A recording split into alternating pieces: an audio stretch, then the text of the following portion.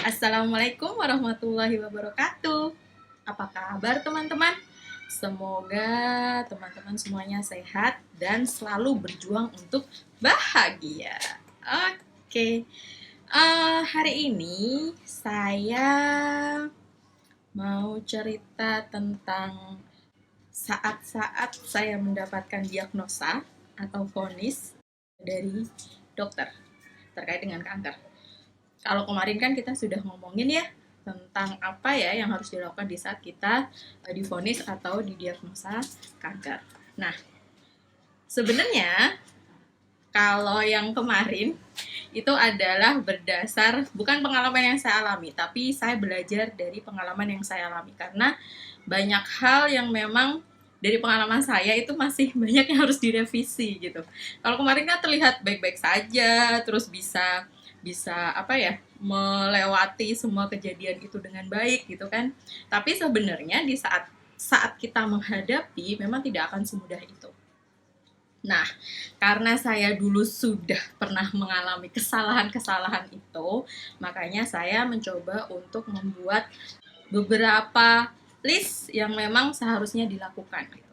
Jadi nggak perlu dong kita ngelakuin kesalahan yang sama kalau memang sudah bisa belajar dari orang lain. Oke?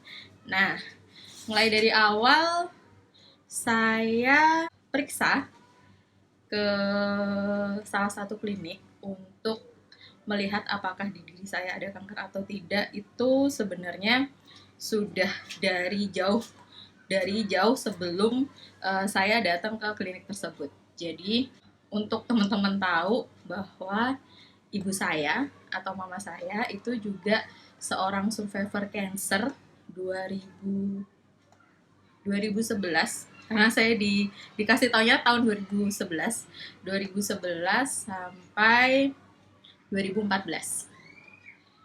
Nah, pas di saat mama menjadi survivor cancer, saya banyak sekali belajar. Walaupun saya belajarnya telat, pas di saat mama tidak ada, saya baru banget banyak belajar gitu. Saya tidak belajar dari awal yang seharusnya di saat saya menjadi caregiver, saya seharusnya sudah menjadi caregiver yang cerdas. Tapi saat itu saya tidak bisa melakukan itu.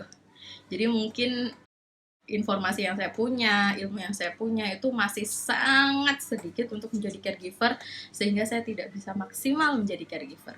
Mungkin terkait dengan bagaimana kisah saya menjadi caregiver, nanti akan saya buatkan video sendiri, karena kalau dimasukkan ke video ini kayaknya bakal panjang sekali.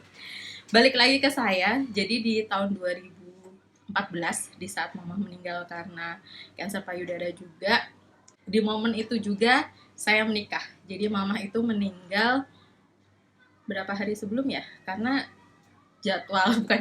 rencana saya menikah itu di tanggal 16.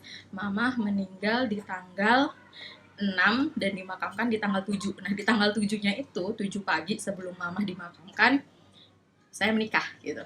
Jadi tanpa persiapan, tanpa apapun, bahkan mandi pun tidak gitu kan. Saat itu saya dan suami saya menikah di hari mama sebelum dimakamkan. Nah, pas di saat setelah menikah, suami sempat mengatakan bahwa nanti general check up ya gitu.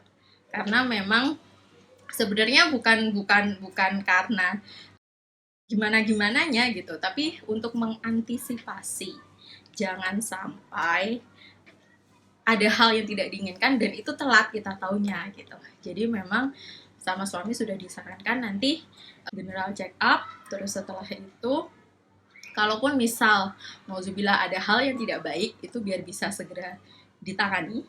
Tapi kalau misal baik-baik saja ya alhamdulillah kan gitu. Jadi sebenarnya pas lagi di awal-awal suami bilang seperti itu, akunya itu nggak yang langsung mengiyakan. Karena apa ya, ada rasa takut, ada rasa belum selesai dengan kehilangan mama gitu. Jadi mikirnya iya sih, kalau nggak ada apa-apa ya bagus gitu, tapi kalau ada apa-apa kayaknya aku belum siap deh, yang kayak gitu. Jadi pas lagi benar-benar di bulan-bulan awal kami menikah, saya belum berniat untuk check up, untuk USG dan sebagainya, untuk melihat di diri saya apakah ada atau tidak. Jadi pas lagi di awal-awal bulan itu setelah menikah, belum ada tuh yang namanya ngecek dan sebagainya gitu, karena memang saya pengen pengen rilis nih rasa kehilangan saya, minimal itu udah sembuh aja dulu, atau mungkin sudah berkurang aja gitu, luka kehilangan itu sudah berkurang, baru saya akan cekkan diri saya gitu, karena kemungkinan pahitnya itu ada gitu. Tapi beberapa bulan setelah itu memang saya merasa ada ketidaknormalan di payudara saya sebelah kanan. Jadi biasanya kan memang kalau pas lagi mau mens ya, untuk yang cewek-cewek ini biasanya kalau mau mens kan kadang memang ada benjolan sedikit ya, kayak gerjel gitu di satu bagian gitu. Jadi pas di awal-awal itu saya mikirnya, kayaknya gara-gara mau mens aja nih yang kayak gitu. Karena memang ada perubahan hormon dan sebagainya, makanya berasa ada benjolan tersebut gitu. Tapi pas di tahun 2015 awal, sekitar bulan Februari, saya menguatkan diri dan meniatkan untuk ya udahlah, coba kita cek gitu. Jadi saat itu saya mendatangi salah satu klinik yang memang concern di dunia kanker gitu kan. Jadi sengaja saya datang ke sana karena apa? Biar ketahuan dan memang sudah tertangani di bagiannya gitu, di ahlinya gitu. Karena memang merasa apa ya, sudah ada bakat gitu, karena memang ada apa namanya, ada dari mamah gitu kan. Jadi mikirnya ya udahlah, kita fokus aja gitu untuk mengecek apakah di dalam diri saya itu ada cancer atau tidak gitu.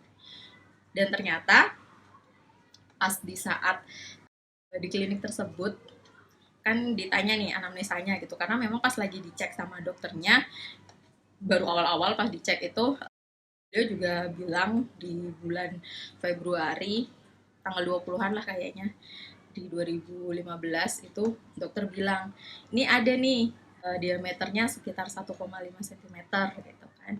Jadi harus ada pemeriksaan lebih lanjut. Saat itu saya tidak di mamografi. Kalau nggak salah sih ya, alasannya karena memang saya masih di bawah 30 tahun kayaknya. Jadi diputuskan tidak di mamografi karena memang saya tidak mendapatkan mamografi. Saat itu saya di USG payudara. Nah, pas dibilang bahwa ada benjolan 1,5 cm tersebut diameternya, itu sempat yang paling masih gara-gara yang kemarin kali ya gitu. Jadi ngerasanya masih yang biasa aja lah gitu, nggak ngerasain gimana. Bulan depannya kesana lagi dan itu beneran di USG lagi, dan ternyata padahal bulan depannya tuh bukan yang selang 1 bulan ya, kan tadi saya kesana itu tanggal 20 bulan 2. Nah, bulan depannya itu sekitar tanggal 10 bulan Maret itu kesana. Pas dicek lagi ternyata diameternya bertambah jadi 2,6. Jadi 2,6 kali 2 kali 1 kalau nggak salah. Ada komanya lah itu.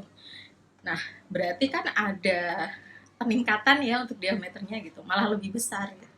Jadi kan di situ mulai waspada nih, walah cepet banget gitu, padahal baru beberapa hari, belum sampai 1 bulan, karena memang tanggal 20 ke tanggal 10 paling 20 hari ya, itu ternyata sudah ada peningkatan di diameternya. Terus diputuskanlah untuk diberikan biopsi, tapi dengan disuntikan jarum kecil untuk mengambil si sampel jaringan dari si benjolan ini gitu kan, namanya FNAP. Dan mungkin nanti saya akan bahas juga terkait dengan biopsi itu seperti apa dan tipsnya harus bagaimana dan sebagainya. Mungkin nanti akan saya bikinkan video sendiri karena memang itu juga perlu pembahasan sendiri gitu kan. Intinya saat itu saya diambil jaringan lewat si jarum yang kecil itu tadi.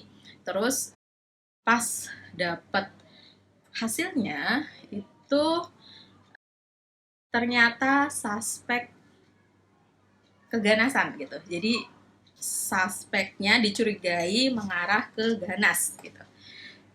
Walaupun itu belum dipastikan kalau itu adalah kanker, tapi sudah dicurigai ke arah tumor yang ganas gitu. Jadi oleh dokter di sana disarankan untuk pengambilan jaringan dengan operasi biopsi yang memang dibuka dan diambil jaringannya untuk dicek histokimianya atau patologi anatominya, untuk dicek bagaimana ini tipenya, terus seperti apa dan sebagainya kayak gitu. Nah, setelah itu dari FNAP ke biopsi itu juga ada selang waktu, karena apa ya? Sebenarnya di saat si biopsi yang awal ini kan berarti sudah suspek ya. Suspek itu walaupun mungkin belum sepenuhnya itu adalah kanker gitu, tapi tetap aja gitu rasanya itu udah yang ya anggaplah itu adalah sudah vonis pertama gitu, sudah vonis pertama, terus sudah didiagnosa seperti itu. Jadi ada perasaan nggak terima sih gitu. Karena itu kan baru baru mungkin saya melakukan biopsi itu di bulan 4. Jadi selang 1 bulan, nggak ada 1 bulan sih, hitungannya nggak ada 1 bulan, tapi USG pertama atau general check pertama itu di tanggal 20 Februari, terus habis itu USG yang beneran fokus di situ, yang tadi ada peningkatan di diameter itu di bulan Maret gitu kan, terus habis itu si yang biopsi dengan cara disuntik jarum untuk diambil sampelnya itu di bulan April, jadi kan waktunya 1 bulan gitu ya. Nah, pas udah suspek ini, dokter menyarankan untuk operasi gitu. Ya operasinya nggak perlu di klinik itu. Beliau bilang kalau nggak perlu kok di klinik ini, di klinik manapun juga bisa gitu. Bahkan kalaupun mungkin di daerahku nggak ada nggak ada dokter onkologi, dokter bedah pun nggak masalah gitu. Intinya nanti sampel ini harus dicek di lab gitu.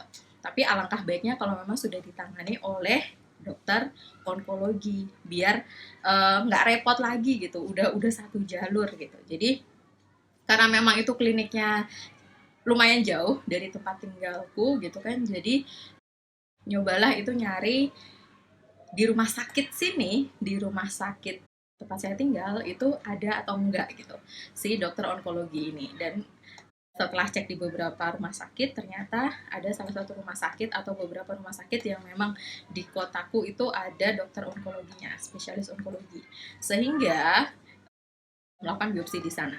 Dan ternyata hasilnya sudah fix, jadi udah bukan dicurigai lagi, tapi sudah benar-benar kalau itu kanker payudara gitu. Dan saat itu sih sebenarnya seperti yang saya bilang kemarin pas lagi di apa saja yang harus dilakukan itu sangat manusiawi banget. Di saat kita udah ngeblank, saat itu udah ngeblank, udah yang apa ya, kayaknya baru kemarin deh gitu mama nggak ada gitu kan. Terus saya juga tahu gimana perjuangan mama di akhir gitu kan. Dan ternyata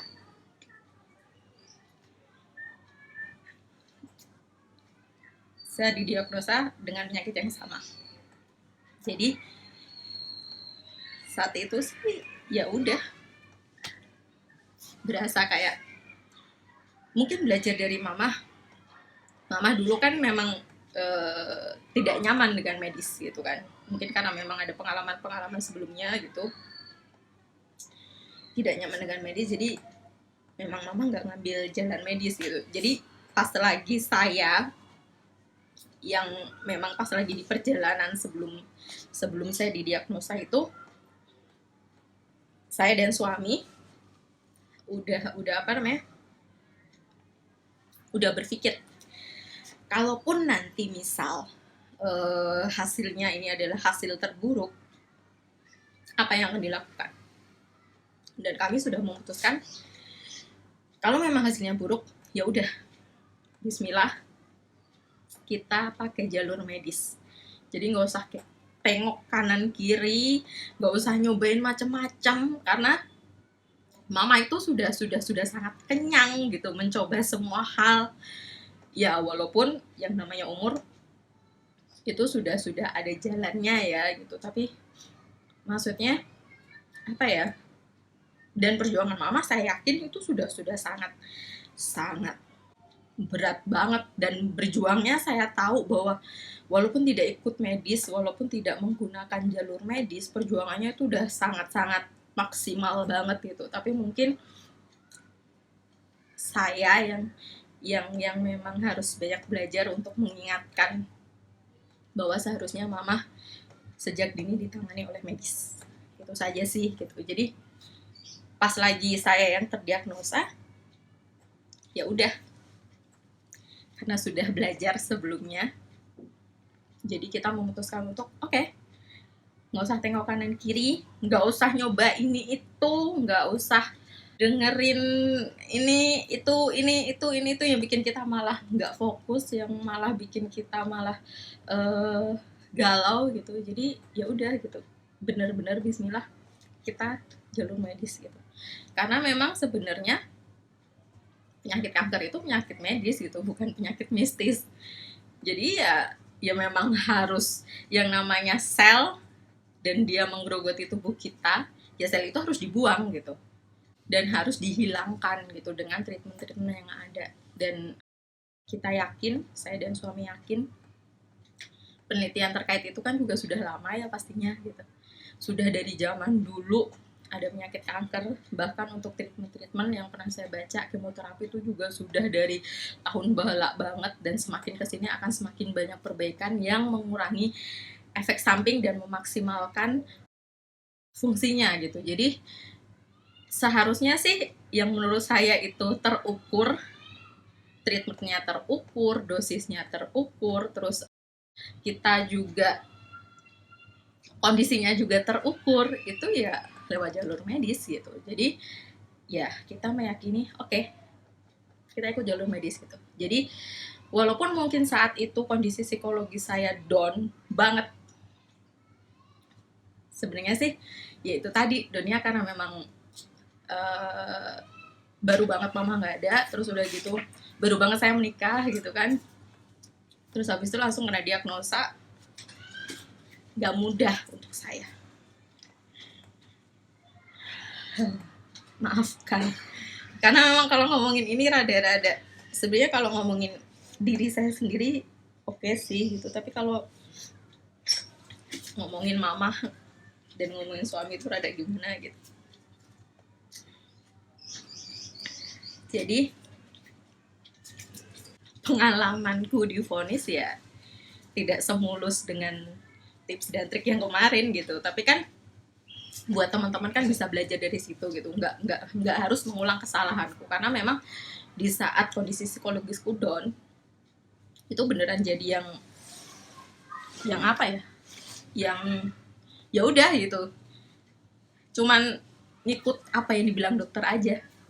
Dokter nyuruh ini ikut, dokter nyuruh treatment ini ikut, dokter ngasih tahu ini ikut. Bahkan saya sampai sekarang nih, itu kan kejadian berarti udah 6 tahun yang lalu ya, itu saya nggak punya, jadi ini adalah catatan seluruh diagnosa dan treatment yang sudah saya dapatkan gitu. Tapi ini mulai dikumpulkan itu, dan ini kurang lengkap ya gitu, karena memang di awal-awal saya beneran yang masa bodoh lah gitu, nggak yang kalau misal dapat hasil gitu kan, bahkan patologi anatomi di operasi saya itu saya nggak minta gitu, padahal itu butuh banget, apalagi buat nanti ya teman-teman, ini untuk pengalaman teman-teman. Jadi kalau misal teman-teman menggunakan BPJS, nggak menggunakan BPJS pun, itu teman-teman tetap harus punya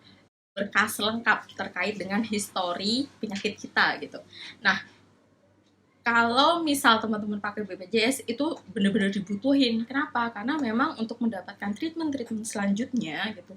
Misal kita mau dapat obat nih, obatnya itu obat kanker yang misal kalau hasil atau tipe kanker kita itu adalah hormonal gitu kan, kita juga harus ngasih berkas hasil lab atau disebutnya imunohistokimia atau IHK. Nah, itu harus dikasihkan ke pihak apotek gitu untuk bisa mendapatkan si obat tersebut. Jadi sebenarnya buat teman-teman semuanya, kalau misal divonis gitu kan atau didiagnosa itu sebenarnya ya wajar kalaupun terpuruk gitu kan, tapi harus segera waras gitu. Kenapa? Karena banyak hal yang harus kita persiapkan.